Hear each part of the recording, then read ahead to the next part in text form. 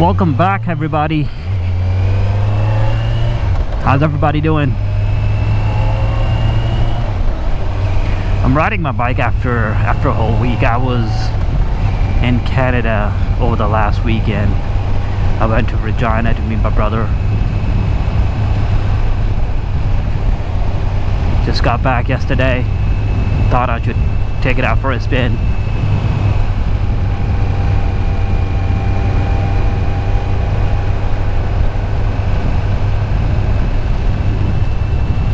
Regina is a pretty cool place. I mean, it's flat. The whole Saskatchewan province, it's really flat. I mean, you can see as far as your eye can see. Really cool place. And also there are a lot of bikers too. A lot of Harley-Davidson. There's a biker gang there as well. I cannot recall their name. I mean, I spent 3 days and I've seen over 200 bikes, 200 bikers.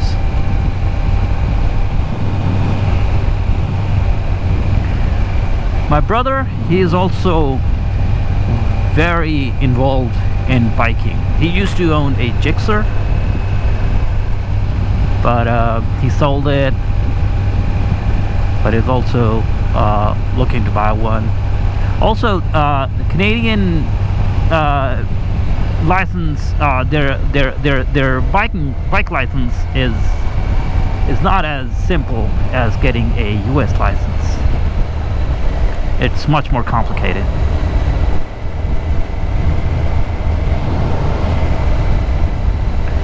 So first he will have to give the knowledge test like the US, but then there is a learner's permit,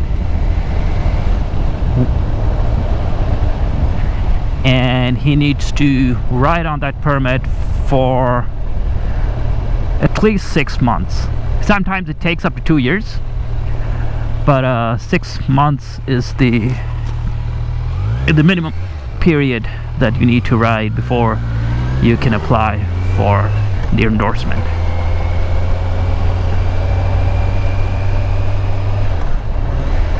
So yeah, a lengthy process. Also, the rules are pretty strict as compared to US, because here all you have to do is, I mean, you can take both permit and endorsement in a couple of days. I mean, I have a lot of friends who took their permit test and road test and took their endorsement test the very next day. So for some it can be a 2-day process, which is really cool. I am still on a permit. I will be applying for the endorsement test sometime this month.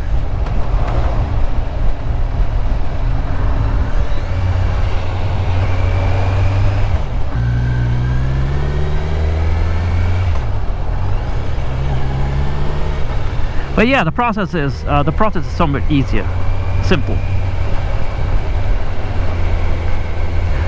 So I was when I was in Regina with my brother, we were planning to do a road trip once he gets his license, a bike license, and he buys a bike.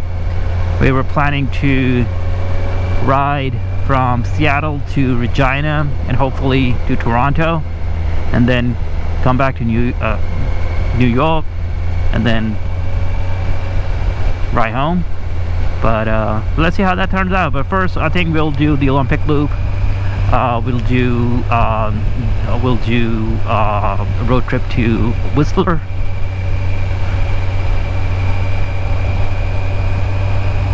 But a cross-country road trip is on our bucket list.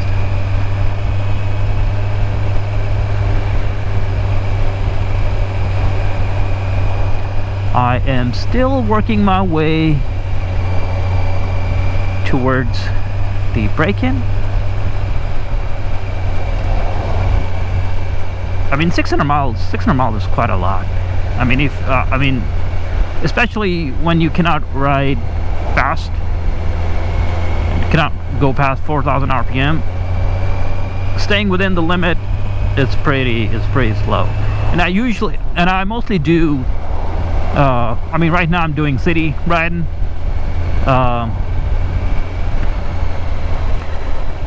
Which is taking quite a bit of time.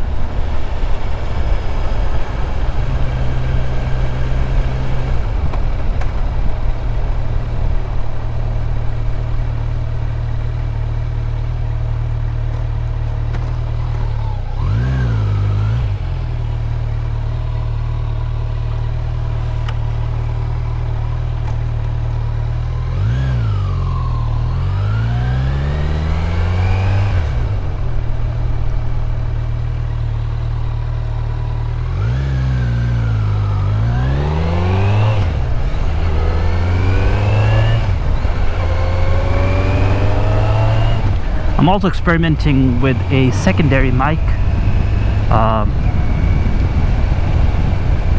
only dedicated to capture the exhaust notes.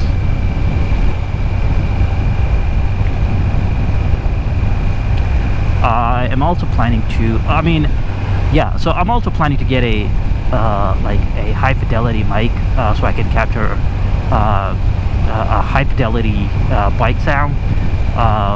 Right now I'm using a lavalier mic with my, whoa, look at that, wow, okay, lavalier mic with my cell phone,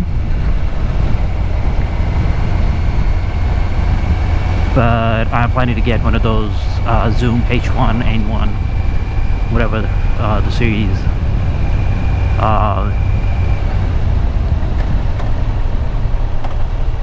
to record like high quality exhaust sound.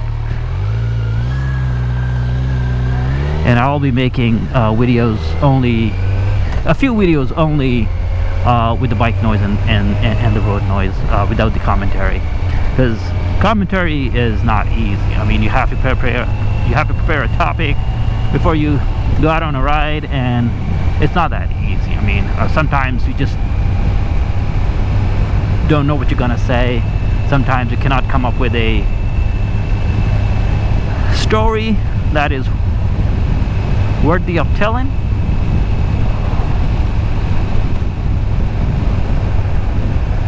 So a buddy of mine, he also bought the same bike.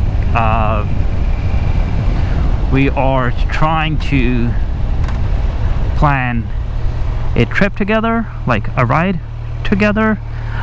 It'll happen sometime this week or next, over the weekend. He also bought a 2024 Z900. Actually, he bought it first, and then I test rode it. I really liked it, and then I bought one for myself too.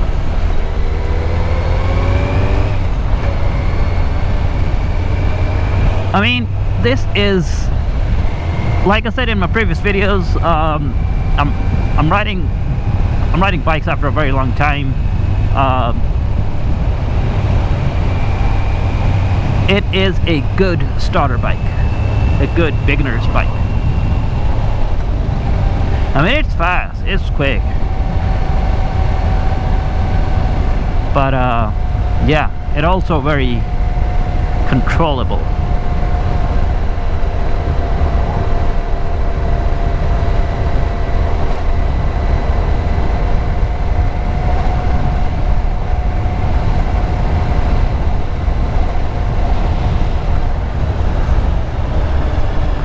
I'm gonna take a turn here.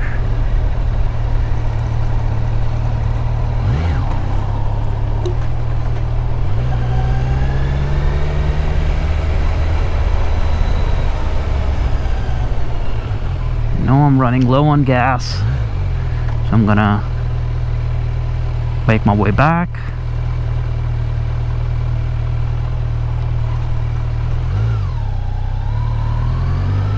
For some reason my visor is fogging up. I don't know, I think I may have closed a vent or something happened. So I'm using a Shoei RF helmet. It does come with a pin lock system. I haven't installed it yet because I wasn't having fogging problem. I think it's happening because of the weather. It's really hot and humid today. It's not that hot, but it is humid. Maybe that's the reason.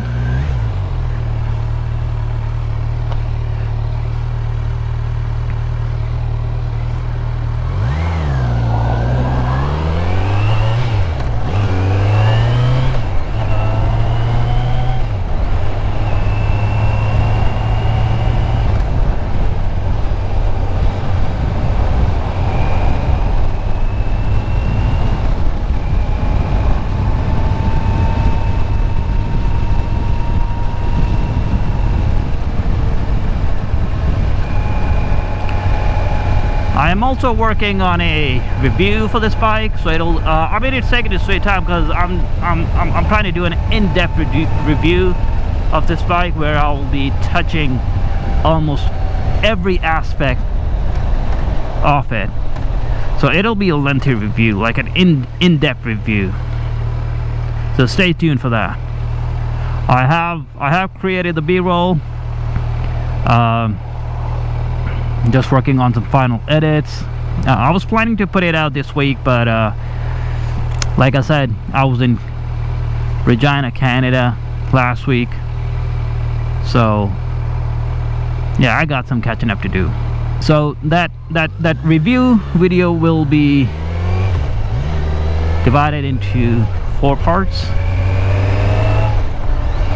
First, it will be the introduction of the bike, go over some technical specs and features. Second will be my personal review, about the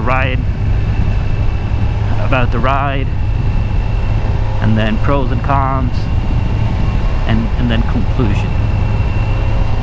And I hope that review helps all you guys who are planning to or thinking about getting Z900.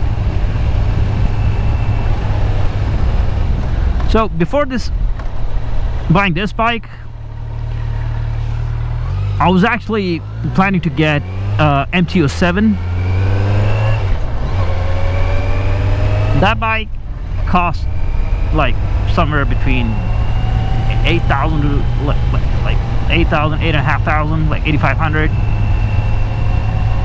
for 2024, and that one is 690 some cc's.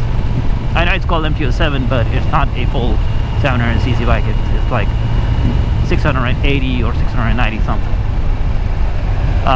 It is smaller, it is lighter,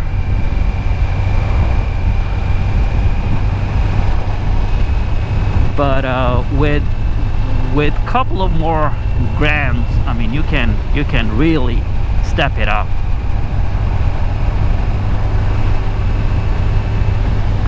I mean, that bike is, I don't know, I could be mistaken, but that bike is like 80 horsepower or something, and this one is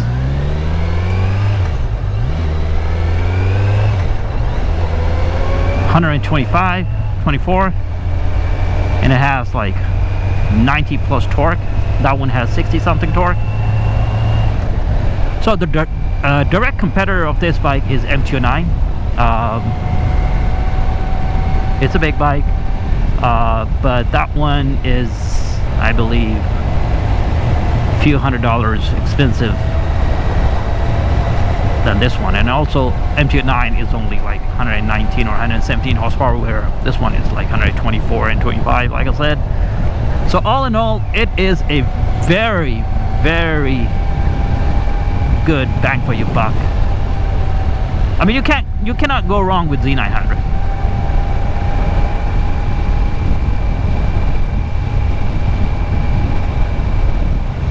I am really happy with this.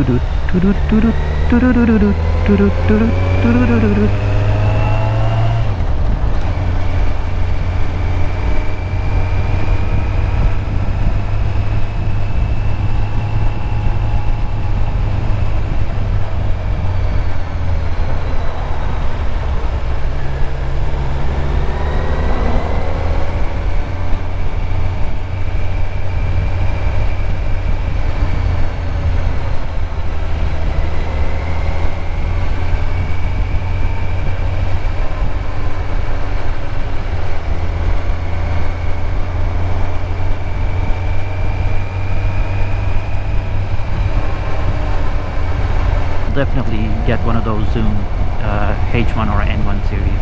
I mean, if you guys have any better ideas, do share that in the comment section. I would love to create more content with just the exhaust note. I know right now the exhaust is just meh. It's just meh. But I am planning to get a Leo Winchy or SC exhaust to get more authentic sound, because this is a full cylinder bike. Engine is pretty noisy, but that bread box and the default exhaust is doing a pretty good job keeping the noise low. But we know nobody wants that. So I'll be swapping the exhaust as soon as I figure out the warranty, because I'm not sure. I have read somewhere that if you swap the exhaust, you void your warranty.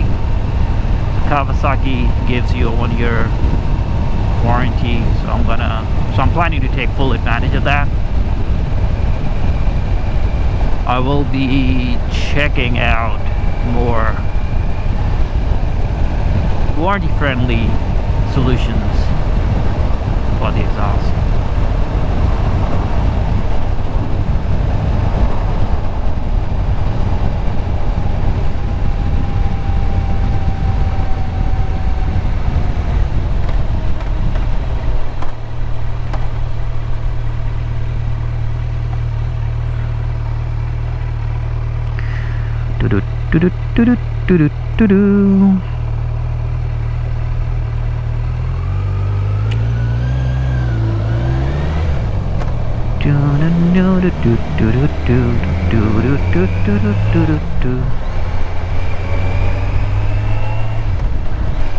There's a pump coming up. I'm gonna fill her up and then I'm gonna head home.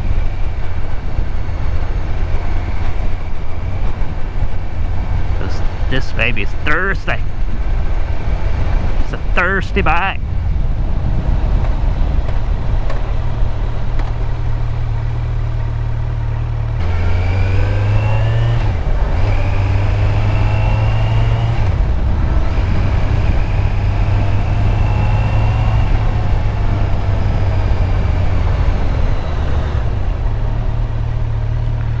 Thirsty, thirsty bike, thirsty, thirsty bike.